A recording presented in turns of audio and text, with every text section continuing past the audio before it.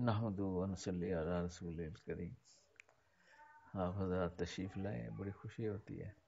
بڑے ناگے بھی ہوئے پچھلے دنوں، کچھ ایسے آ گئے مشاغل کہ محفل ذکر نہ ہو سکی۔ ہمارے اوپر ہوتا تھا غلبہ، شیخ سے ملنے کا اتنا غلبہ ہوتا تھا کہ جیسے پنجابی لفظ ہے، جیسے بھینس کو وور بنے، ایسا کوئی لفظ کہ وہ اس طرح ہم جاتے تھے جذبے شوق کے ساتھ۔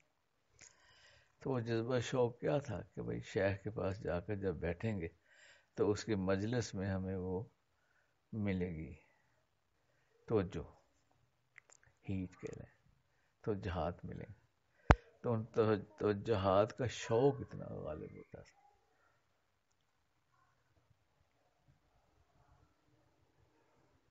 تو یہ شوق ہونا چاہیے کہ بھئی شیخ کے پاس جائیں گے تو توجہات ملیں گی، اس کا شوق ہونا چاہیے دل میں، اور ملیں گی اس کو جو زیادہ گمان رکھے گا۔ ہمارے شیخ وجود الدین صاحب رحمۃ اللہ علیہ فرمانے لگے کہ جب میں بیٹھتا ہوں، یا ان کا قول ہے یا شیخ ذوالفقار صاحب کا، کہ جب میں بیٹھتا ہوں اپنے شیخ کے مجلس میں تو میں ایک نیت کرتا ہوں کہ سارے بیٹھنے والوں سے زیادہ توجہ جو شیخ کی ہے وہ مجھے مل رہی ہے۔ چلو، نیت تو آدمی کچھ بھی کر سکتا، اور جیسی نیت ویسا فائدہ ہوتا ہے۔ تو یہ نیت بھی کی جا سکتی ہے کہ زیادہ فائدہ مجھے مل رہا ہے باقی سب سے۔ یہ جو ہے نا، اس میں یہ نہیں ہے کہ میں پیچھے رہ جاؤں اور دوسرا آگے بڑھ جائے۔ یہ بڑا ایک اہم مسئلہ ہے، فقہ کا مسئلہ ہے کہ قرب الہی کے مقامات میں اپنی ذات کو ترجیح دینا واجب ہے۔ اپنی ذات، مثلا جماعت کی صف کھڑی ہے تو جو پہلے آئے گا وہ آگے ہو کر امام کے زیادہ قریب کھڑا ہو سکتا ہے۔ تو پہلے آنے والے کے لیے واجبات میں سے ہے کہ وہ آگے بڑھے اور صف میں جو جگہ امام سے قریب ترین ہو وہاں پر کھڑا ہو۔ یہ نہیں کہ خود پیچھے کھڑا ہو جائے اور دائیں والے سے کہے حضرت آگے آئیے، حضرت آگے آئیے، حضرت آگے آئیے۔ تو اس کا مطلب یہ ہے کہ اس نے اپنی ذات پر دوسرے کو ترجیح دی۔ تو باقی چیزوں میں ٹھیک ہے، جائز ہے، لیکن قرب الہی کے جو مقامات یا جو وقت ہوتا ہے اس میں اپنی ذات کو آگے رکھنا ضروری ہے۔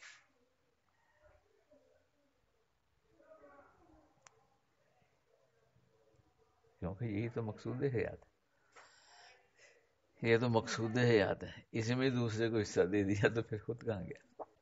مسئلہ مشکل ہے، سمجھ اگر آ جائے، کیونکہ بعض بزرگ لوگ بھی ہوتے ہیں، مثلا استاد ہیں اپنے، اور ان کو آدمی کہہ دے کہ حضرت آگے آ جائیں ادب کی وجہ سے، لیکن مسئلہ اپنی جگہ وہ بدلتا نہیں، مسئلہ جو ہے نا وہ نہیں بدلتا۔ انسان جو بھی عمل کرتا ہے تو اس کے اثرات اس کے دل پر پڑتے ہیں، جو بولتا ہے تو اس کے اثرات بھی دل پر پڑتے ہیں، جو سنتا ہے اس کے اثرات بھی دل پر پڑتے ہیں، اور جو دیکھتا ہے اس کے اثرات بھی پڑتے ہیں، جو سوچتا ہے اس کے اثرات بھی پڑتے ہیں۔ تو اپنے دل میں اللہ سے محبت میں اضافہ ہوتا رہے تو ایسے اعمال میں لگنا کہ وہ محبت تو بڑھے اور غیر کی محبت دل سے نکل جائے۔ تو غیر کی جو محبت ہے نا اس سے بچنا جیسے بھی ہو سکے۔ تو اللہ کی ذات سے محبت کی طلب رکھنا اور اللہ کے غیر کی محبت سے بچتے رہنا۔ یہ جو پیسے گنتے ہیں نا یہ بھی غیر ہے، مال، اور اس سے بھی اللہ کی محبت میں کمی پیدا ہوتی ہے۔ جو اچھا کھانا کھاتے ہیں اس سے بھی محبت الہی میں کمی پیدا ہوتی ہے، کیونکہ لذت میں انسان ملوث ہو جاتا ہے۔ شہوات میں لگنے سے بھی محبت الہی میں کمی پیدا ہو جاتی. تو اپنے یعنی اپنی حفاظت کرنا اپنے قلب کی، دل کی، کہ دل میں کوئی ایسا اثر نہ آئے جو ہمیں اللہ کی ذات سے دور کر دے. اور اگر کہیں ایسا موقع ہو کہ ایسے اثرات مل سکیں کہ جو دل میں محبت الہی میں اضافے کا موجب ہو، تو ان اثرات کو حاصل کرنا. جیسے نماز کے بعد اگر کوئی بیٹھا رہے مسجد میں تو فرشتے اس کے لیے مغفرت کی دعا کرتے رہتے ہیں. تو بھئی اس نیت سے بیٹھے رہنا کہ فرشتوں کا وہاں جمگٹا ہوتا ہے مساجد کے اندر، تو ان کی صحبت سے انسان میں فرشتوں کی ایک صفت ہے کہ ان کے دلوں میں کہہ لیں غیر نہیں، صرف ایک اللہ کی ذات، اس کی محبت ہے. اس کو ولایت کہتے ہیں. تو فرشتوں کی ولایت بہت اعلیٰ ولایت کہلاتی ہے کسی بھی فرشتے کی. بلکہ اختلاف ہے علماء کرام کا کہ نبی صلی اللہ علیہ وسلم کی ولایت وہ افضل تھی یا نبوت افضل تھی. تو بر اس سے مختلف علماء کی مختلف فائنڈنگز ہیں. لیکن جو ولایت جبرائیل علیہ السلام کی تھی وہ تو ولایت میں تو بہت آگے ان کا مقام تھا اللہ کے قرب میں، جو ان کو مقام حاصل تھا. لیکن نبی صلی اللہ علیہ وسلم سے تو اوپر نہیں جا سکتا کوئی، کہ اللہ نے آپ کو اپنا محبوب قرار دیا. تو اس لیے ولایت عام انسانوں میں ولایت کا مقابلہ ہوگا تو فرشتوں کے اندر ولایت افضل ہے. اس لیے مساجد میں زیادہ دیر بیٹھنے سے محبت الہی میں اضافہ ہوتا ہے. فرمایا جس کو مسجد کا عادی دیکھو اس کے ایماندار ہونے کی گواہی دو. تو آسان نہیں ہوتا بیٹھنا، کیونکہ ٹیمپٹیشن اتنی ہوتی ہے غیر کی طرف کہ آدمی کا دل مسجد میں نہیں اٹکتا، وہ باہر اٹکا ہوتا ہے بازار میں. تو کوشش کرتے ہیں کہ جلدی سے مسجد سے باہر آ جائے. اور کسی کو قول بھی ہے کہ مومن مسجد میں ایسے ہے جیسے مچھلی پانی میں. مچھلی پانی میں خوش رہتی ہے، اگر باہر نکال دیں تڑپتی ہے. اور منافق مسجد میں ایسے ہے جیسے پرندہ پنجرے میں، کہ پنجرے میں ہے نا پرندہ، ذرا دروازہ کھول دے اس کو گیا، 1 منٹ نہیں لگائے گا بھاگنے میں. تو یہ نفاق کی علامت ہے، مسجد میں نہ بیٹھنا یا بھاگنا. اس پر حکم تو نہیں لگتا، لیکن علماء کرام تو میں نے تو یہی فائنڈ کی ہے کہ مسجدوں سے وہی محبت کرتے ہیں جو اللہ سے محبت کرتے ہیں. اور یہ جماعت میں اگر آدمی جائے تو اس کا یہ فائدہ ہوتا ہے کیونکہ 3 دن 40 دن 4 مہینے مسجد میں رہنا ہوتا ہے، ہر وقت مسجد. تو ایک مسجد سے اثر لگاؤ پیدا ہو جاتا ہے کہ مسجد میں رہنا پھر گراں نہیں ہوتا، بوجھ نہیں آتا طبیعت پر. ورنہ باہر زیادہ نفس انسانی بھی عجیب ہے. نفس انسانی ہمیشہ پابندی سے گھبراتا ہے، آزادی میں خوش رہتا ہے. جہاں آپ نے پابند کر دیا یہ پریشان. اور جیسے نماز میں پابند ہوتا ہے کہ امام کے ساتھ رکوع کرے، امام کے ساتھ سجدہ کرے، اور سلام پھیرتی آزاد، اور نفس جو ہے وہ خوش. تو پابندی سے گھبراتا ہے. اور اس کا علاج بھی پابندی ہے. اگر کوئی چاہے کہ بھئی اس کا نفس جو ہے یہ زکی ہو جائے، اس میں پاکیزگی آ جائے، تو وہ اپنے نفس کو پابندی میں رکھے. ایک حدیث میں بارک میں آتا ہے کہ نفس انسانی کو اللہ نے بنایا تو اس کو اپنے سامنے کھڑا کیا اور پوچھا کہ میں کون؟ تو اس نے کہا جی آپ میرے پروردگار ہیں. تم کون؟ جی میں ہوں، یہ اس کا جواب تھا۔ تو پھر اس کو اللہ جل شانہ نے آگ میں ڈالا 1000 برس، اور پھر نکالا، پھر یہ سوال پوچھا کہ میں کون؟ جی آپ میرے پروردگار ہیں، جلا ہوا بیچارہ۔ اور پھر پوچھا تم کون؟ جی میں ہوں۔ سبحان اللہ، ایسی یہ ضدی نسل ہے۔ پھر اللہ جل شانہ نے اس کو زمہریر میں ایک جہنم کا ہی ایک حصہ ہے جو ٹھنڈک کا عذاب ہے، انتہائی ٹھنڈک، وہاں رکھا 1000 سال، پھر نکالا بالکل سکڑا ہوا، اور پوچھا کہ میں کون ہوں؟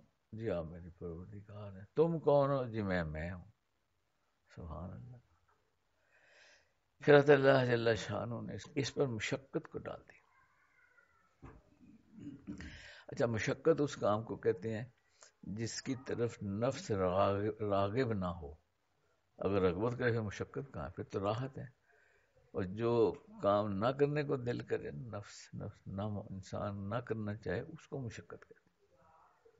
ایسا کام میں لگا دو کسی کو جو نہیں کرنا چاہتا، تو اب یہ مشقت ہے۔ تو پھر اللہ نے اس کو مشقت میں رکھا، اور وہاں سے نکالا، اور پھر پوچھا میں کون؟ جی آپ میرے پروردگار، بالکل مرجھایا ہوا۔ تم کون؟ جی میں آپ کا بندہ ہوں۔ بدل ہی گیا۔ مشقت اس کا علاج ہے۔ مشقت اس کو ان کاموں میں رکھنا جو اس کو پسند نہیں ہے۔ جیسے انسان سے گناہ ہو جائے تو علماء نے لکھا پھر عبادت کرے، عبادت سب سے زیادہ اس کو شوق ہے، سجدہ کرنا، رکوع کرنا، اللہ کے سامنے جھکنا، انتہائی شوق ہے۔ تو اس لیے علماء نے لکھا ہے کہ اگر کبھی گناہ ہو جائے تو اس کا حل یہ ہے کہ اپنے اوپر کوئی عبادت واجب کرے، کہ یہ روزہ رکھوں گا، اگر یہ گناہ ہو گیا تو روزہ رکھوں گا، مجال ہے پھر وہ گناہ ہو جائے، کتنا گھبرائے گا، روزہ نہ رکھنا پڑ جائے، اور رکھے، یہ نہیں کہ جھوٹ موٹی رکھے پھر تو میرا خیال ہے ایک آدھ روزے کے بعد وہ کام تو بے نفس سے نہیں ہوگا۔ عبادت سب سے مشکل محال امر ہے، عبادت جو ہے۔ اللہ جل شانہ سے محبت کے مواقع ان میں لگا دیں۔ ہر نیک عمل محبت الہی کو دل میں پیدا کرتا ہے۔ نیک عمل کیا ہے؟ کہ بھئی نیک عمل اسی کو کہتے ہیں جو اللہ کا پسندیدہ ہو۔ تو اس میں لگنے سے کیا ہوگا کہ بھئی اللہ جل شانہ کی محبت حاصل ہوگی، اور ہر گناہ یہ اللہ سے دوری پیدا کرتا ہے۔ تو چھوٹے چھوٹے گناہ بھی، ان سے بھی انسان بچے۔ صحابہ رضی اللہ عنہ کی زندگی ایسی تھی کہ ہم تو کہتے ہیں نا صغیرہ گناہ کبیرہ گناہ، تو وہ فرماتے تھے کہ ہم ہر گناہ کو، ہر نافرمانی کو ایسے سمجھتے تھے جیسے چٹان ہے ہمارے اوپر گرنے والی ہے، ایسے الفاظ ہیں، مفہوم بتا رہا ہوں، چٹان کی طرح۔ تو ہر چھوٹے سے چھوٹے گناہ کو چھوٹا نہ سمجھے، اس سے بھی بچے، اور ہر نیکی، چھوٹی سی نیکی ہو اس کو بھی چھوٹا نہ سمجھے، اور اس کو بھی اختیار کرے کہ کم از کم نیکی کرتے وقت یا نیکی کے بعد جو محبت کا ایک جھونکا آئے گا اللہ سے، اس کا تو کوئی بدل ہی نہیں۔ تو اپنے آپ کو نیکیوں میں مقید کرے اور اپنے آپ کو گناہوں سے بچائے۔ تو اس لیے پھر اپنی زبان کو، اپنے کانوں کو، دل کو، آنکھوں کو ایسے استعمال کرے، ایسے عمل کے اندر لگائے جن سے اللہ راضی ہو جاتے ہیں، نیکی میں لگائے، اور اس میں مبالغہ کرے۔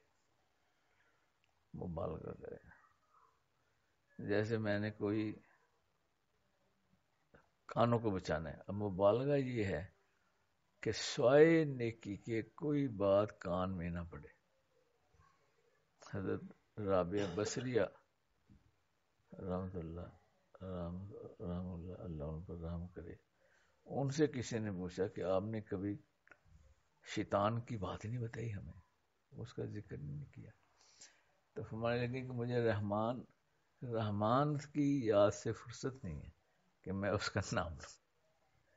یعنی اس ہر وقت ہی اللہ جل شانہ کی یاد، اسی کی بات کرنا، اسی کی بات سننا. ایک بزرگ تھے، ان کا نام تھا حضرت شبلی تھے شاید، وہ ہر وقت چینی یا مٹھائی رکھتے تھے پاس، جیسے ہی کوئی اللہ کا نام لیتا اس کے منہ میں ڈالتے کہ تم نے اللہ کا نام لیا، اس کو منہ میں مٹھائی ڈال، یعنی خوشی کی وجہ سے. یعنی اتنا پسند تھا کہ کوئی اللہ کا نام لے. تو اپنے کانوں کو، تو اس کے لیے پھر ضروری ہے کہ ایسی محفلوں میں نہ جائے جس میں اللہ کی ذات کے علاوہ بات ہو رہی. ایسی محفل میں بیٹھے صرف اللہ کی بات ہو رہی، اور کرے بھی نہ بات اللہ کے علاوہ کسی کی، کیوں نہ کرے. زبان کی بھی حفاظت کرے کہ ہماری زبان سے صرف اللہ ہی کی بات ہو، اور نامحرم کو، نظروں کو، جہاں اللہ پاک جس چیز کو دیکھنے سے ناراض ہوتے ہیں تو اپنی نظروں کو اس سے بچائے، اور اپنے دل کی حفاظت کرے. اصل تو دل ہے کہ آنکھ کا دیکھا بھی دل میں جاتا ہے، کان کا سنا بھی دل میں جاتا ہے، زبان سے بولنا بھی دل میں جاتا ہے. تو اپنے قلب انسانی کے اندر کوئی اچھی چیز آنے دے اور خراب چیز کو آنے ہی نہ دے، ایسے پہرے بٹھائے. تو پھر ایسا انسان خالی بیٹھا، گھر بیٹھا، مجلس میں بیٹھا یا اکیلا بیٹھا، اس کے لیے برابر ہے. اس کو ہمارے بزرگ کہتے ہیں خلوت در انجمن، کہ مجمع میں بیٹھا ہوتا ہے لیکن نہیں بیٹھا ہوا، کیونکہ اس نے اپنے ان چاروں راستوں کی حفاظت کی ہے، ان میں آنے ہی نہیں دیتا غیر کو. تو غیر سے تو بچے انسان، جتنا بچ سکتے بچے اللہ کے غیر سے. تو دل کی خوبی اللہ کی یاد، اور دل کی خرابی غیر اللہ کا دل میں ہونا. اسی کے لیے یہ مراقبہ، یہ ذکر کے مجالس ہیں، یہ مشائخ محنت کراتے ہیں کہ بھئی ہمیں کوشش کر کے ہم اپنے دلوں کو صاف رکھیں، دلوں میں غیر کو نہ آنے دیں. یہ مجالس اسی لیے ہوتے ہیں، یہ ایک مشق ہے، ٹریننگ ہے.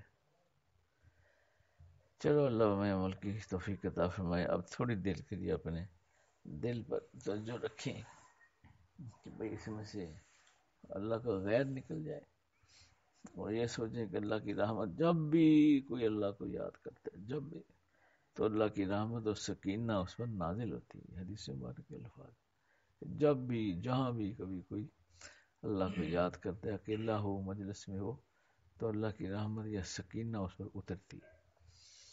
اور اس کو فیض بھی کہتے ہیں مشائخ. تو اس فیض کی جب بھی ذکر کریں تو پکی بات ہے کہ وہ فیض دل پر برستا ہے، تو اس کی پھر نیت کریں کہ وہ میرے دل کے اندر آ رہا ہے اور میرا دل اس کو جذب کر رہا ہے. تو ایسی مشق کریں، اور میرے دل میں جو غیر ہے وہ نکل رہا ہے، وہ زمین میں جا رہا ہے.